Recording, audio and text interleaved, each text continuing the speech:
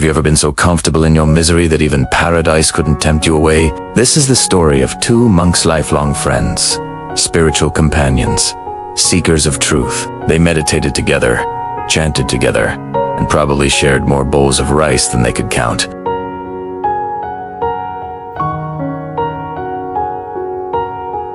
But as all things do, their lives came to an end, and that's where things got interesting. One monk was reborn as a deva, a radiant celestial being in a realm of shimmering light, fragrant breezes, and eternal bliss. Think of it as the five-star resort of the spiritual universe. The other, well, he was reborn as a worm, in a pile of dung. Yes, that kind of dung steaming, stinking, squelchy cow dung. Now, the deva, enjoying his heavenly existence, began to miss his old friend. Friendship, after all, doesn't dissolve with death. It lingers like incense smoke in the folds of memory. So he searched the heavens high and low, scanning every lotus pond and cloud palace. No sign of his buddy. He looked through the human realm. Nada. Then, reluctantly, he peeked into the animal world. Still, no trace. Finally, he turned to the lowest of the loather realm of creepy, and there, nestled in a pile of pungent poop, he found his dear friend, wriggling happily as a worm. Shocked, but determined, the deva descended to the dung heap and called out, "Hey, old friend, it's me. We were monks together, remember? I'm living in paradise now, come with me.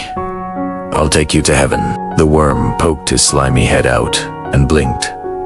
"Heaven? What's that?" The deva described it in glowing detail.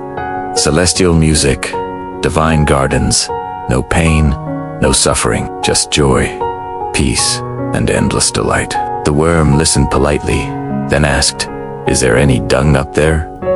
"Dung? Of course not," the deva replied, slightly offended. "Well then," said the worm, "I'm not interested. This pile is warm, tasty, and smells just right. Thanks, but no thanks." The deva was stunned. Surely his friend didn't understand, so he reached into the muck, grabbed the worm gently, and tried to pull him out.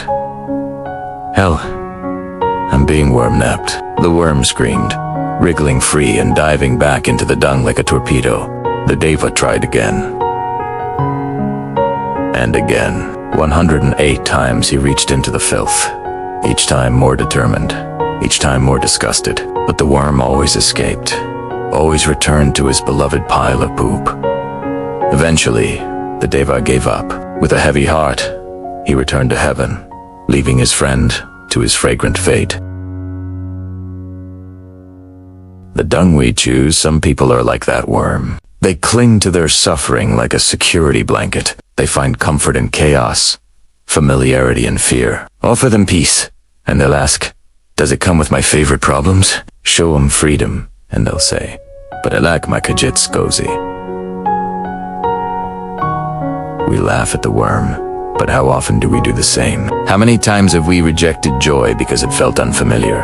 How often do we sabotage peace because we're addicted to drama? What dung piles are we still living in? Relationships, habits, thoughts that we refuse to leave. The Buddha taught that liberation is available to all, but not everyone wants it. Not yet.